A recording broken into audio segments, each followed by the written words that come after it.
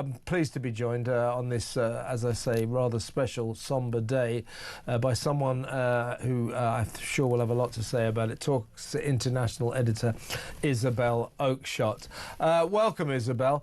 Now, Rudakubana, he did end up with a very severe sentence, life with a minimum of 52 years. So on the off chance he makes it that long, he won't be out until he's 70. I suspect, and I don't revel in this, but I suspect that Mr. Rudakubana might find out what prison justice is before too long. I don't fancy his chances of surviving too long, I really don't.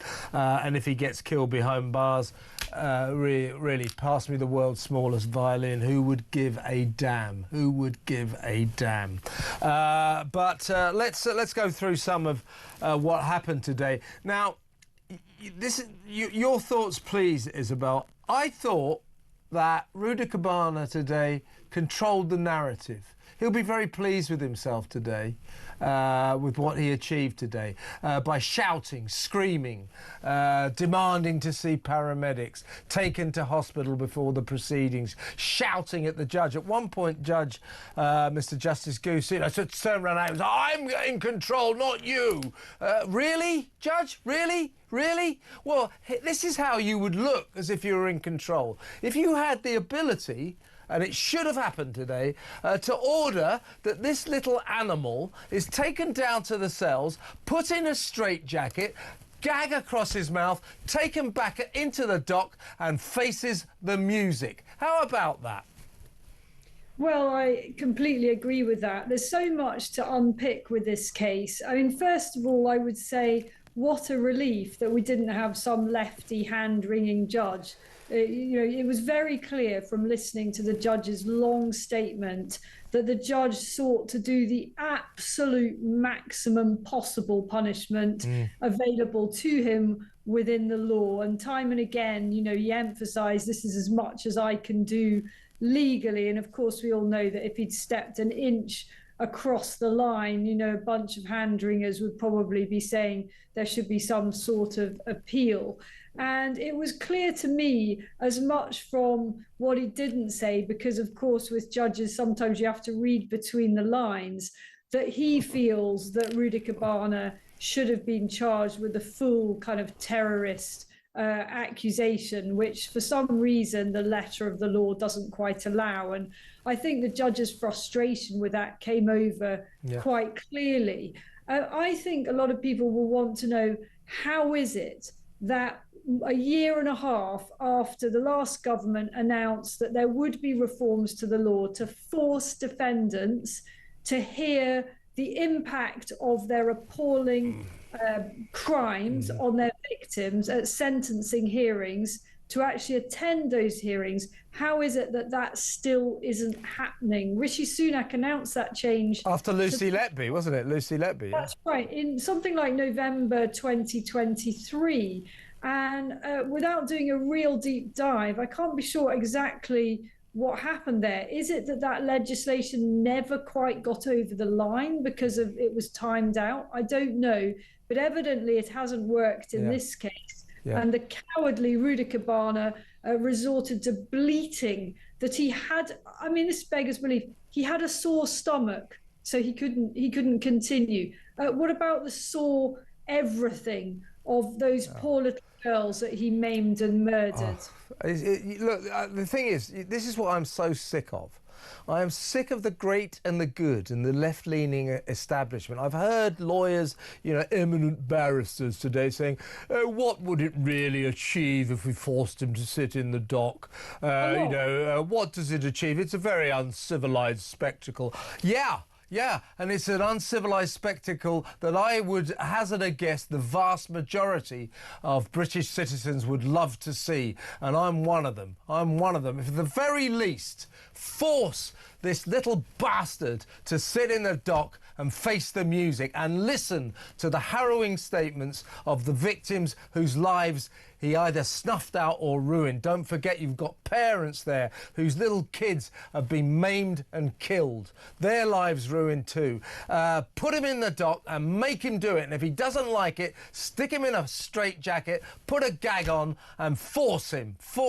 Why are we always so weak? And then that brings us on to the next topic, really. Again, we're told, oh, the death penalty is uncivilised. No. Well, it's been well known for many a long year that if you put this out to a referendum, a public vote in Britain, the majority of British people would vote for a return to the death penalty. But the Westminster elite, the great and the good, the establishment, they feel we must be protected from our baser instincts, and so they never even vote on it. They never even debate it in Westminster, in the House of Commons, because that's beneath them and unseemly. What about thinking about what the people of this country actually want?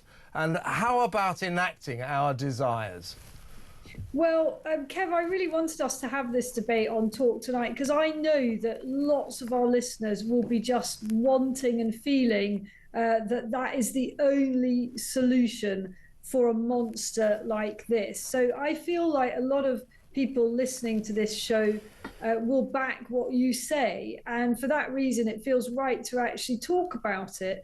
I am one of those, perhaps surprisingly, I am actually one of those hand-wringers that... It's what I don't like about you, Isabel. You're such a lefty. You really are.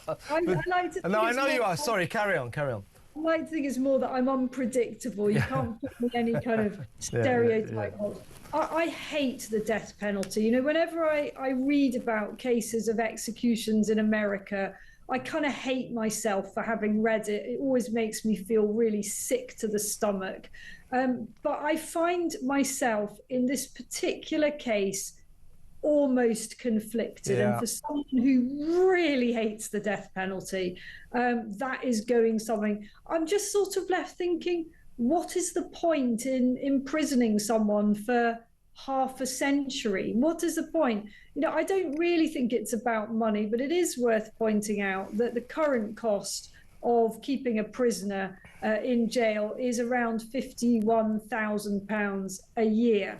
And of course, that will only go on rising. And you kind of think, if they're never going to get out, and if they clearly are absolutely unrepentant for what they've done and persist in making it worse for the relatives and the victims of their crimes by saying they've got no regret whatsoever, they're glad that those little children are dead. You are left thinking, what is the point of a complete animal like that? It gives any animal a bad name, frankly. Yeah, it's exactly unfair to animals to compare them to animals. My feeling on the death penalty, I think I've said this to you before, I'm actually sort of strangely quite diffident about it. I don't have strong feelings about it. I don't think it's such a dreadful thing to have on our statute books. You know, the fact that it's not, I think we should have it as an option. And today we saw a good example of why we should have it as an option. Talking about options, let's talk about what he should have got today. He should have got a whole life sentence. These are these very rare circumstances where a crime is so heinous that we send someone to jail for all of their life. You know, we don't indulge in that ridiculous deceit when we say there's a life in prison, you got a life, you're sentenced to life, and they're out in 12 years. You know, this is a big deceit on the British public, that when people are sentenced to life, life does not mean life. Well, we'll let that stand there, but we do have this whole life option.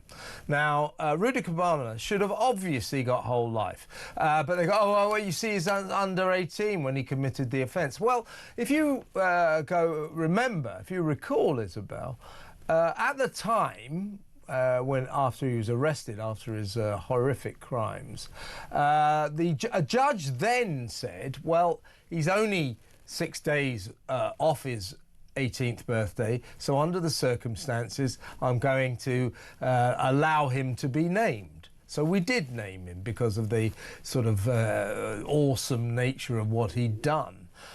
So we made an exception then. So what I'm saying about, you know, our rules, people go, oh, it's the rules. It's the rules, you know, 18, it's the rules. We can't send him a whole life sentence. Well, why can't we have an option? Why can't it be there in the statute that under exceptional circumstances, a judge, as clearly Mr. Justice Goose wanted to today, will have the option to say to a 17-year-old or a 16-year-old for that matter, sorry, mate, you're getting a whole life sentence because of the extraordinary, exceptional nature of your crimes. You know, this sort of hamstringing by these blanket rules, it's just a bit ridiculous, isn't it?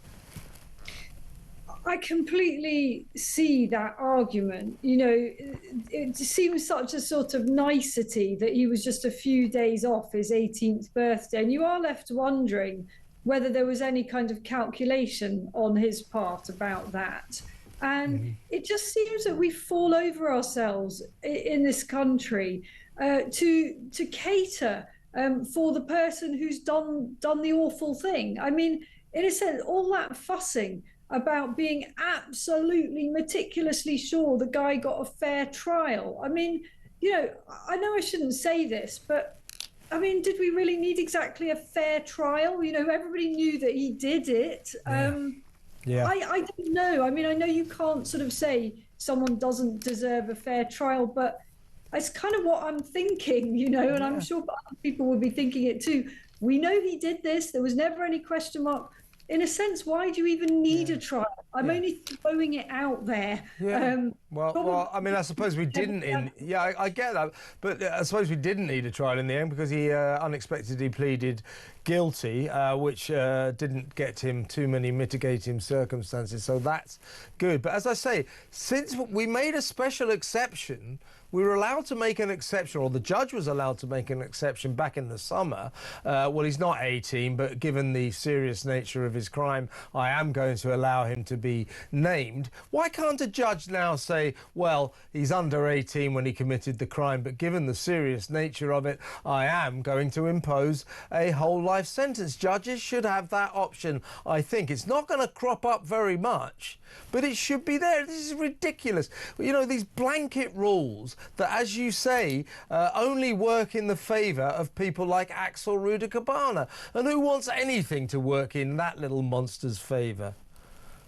I agree, you know, that perhaps there could be just something written into law that in absolutely exceptional, extreme circumstances, and this is a classic case when the difference was only a matter of days, which limited the judge's flexibility, then the judge ought to have discretion. But in the interest of being consistent, sometimes I complain that judges have too much discretion and that they're able to just, you know, give the most pathetic little sentences for really serious stuff and far too lengthy sentences, for example, for some of the social media offenders during the summer riots for others. So I think a lot of people will just be left feeling that the justice system is profoundly flawed.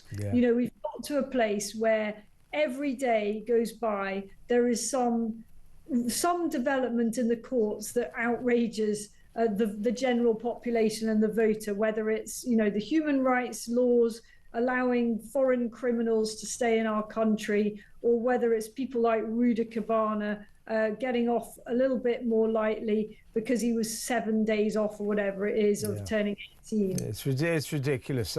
Listen, stay where you are, Isabel, and we'll resume this important discussion after this break. So stay tuned, everyone.